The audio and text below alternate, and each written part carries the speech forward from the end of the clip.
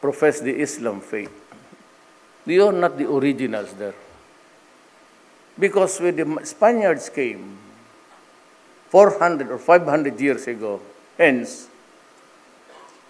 ang Islam nandoon na. Way ahead of Magellan by almost.